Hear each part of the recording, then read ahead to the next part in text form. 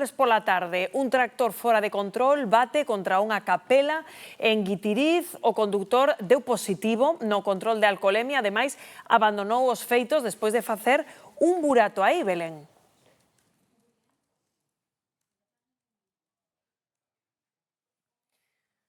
Creo que temos algún problemiña con esta conexión, de seguido vemos, porque claro, a min o que me parece alucinante, Patricia, desta historia é que aí están vendo o interior desa capela completamente esnaquizada e que o home baixouse do tractor, non aparcou e foise do lugar, porque o pillou a Garda Civil, non? Alucinante.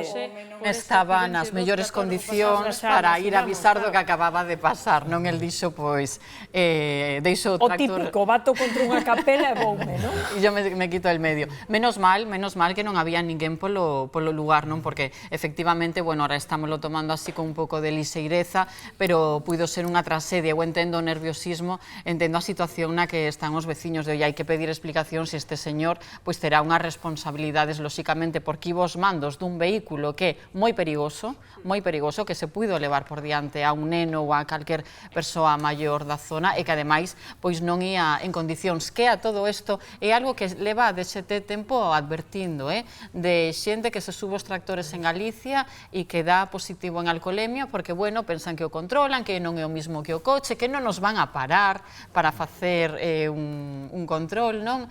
E estamos tendo por aí un problema. Pois fíxense, que grave isto que nos está contando Patricia. Agora sí, retomamos conexión. Belén, adiante. Pois sí, totalmente esnaquizada quedou esta capela de San Xosé por ese accidente do trator o pasado venres pola tarde. Estamos aquí cunha veciña que está moi afectada, con María José. María José, que tal? Bo día, como estás? Bo día. Pois estamos un pouco tristes porque isto foi un accidente pois terrible.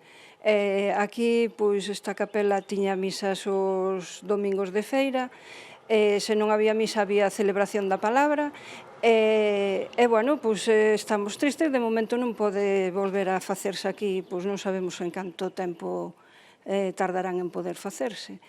Quedou todo esnaquizado, como vedes, o retablo quedou debaixo dos cascallos, salvouse San Roque, que estaba nun lateral, e a Virgen María, que estaba noutro lateral. Despois todo está, pois, moi mal, moi mal. E, bueno, aquí o pueblo, pois, esta capilla, pois, facíanse, pois, comunións, fixéronse bautizos, bodas, incluso, celébrase tamén a misa de San Roque, que son as patronales, en no mes de agosto. Pois non sei que máis podo dicir. Había varios santos, algúns deles quedaron intactos, pero outros non tiveron esa sorte. Non, abaixo está unha imagen de San Roque antigua, está San José, está San Xiao, e non sei que, creo que non había nada máis.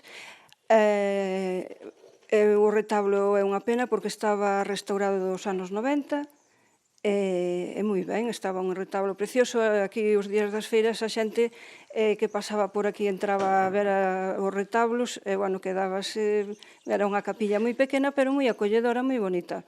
Estaba moi cuidada, ademais. E agora vemos que está aquí todo tapiado porque ve un carpinteiro, pero aí é onde estaba ese buraco tan grande. Sí, aí onde se ven esas tablas é onde está, bueno, todo o hueco que quedou aí.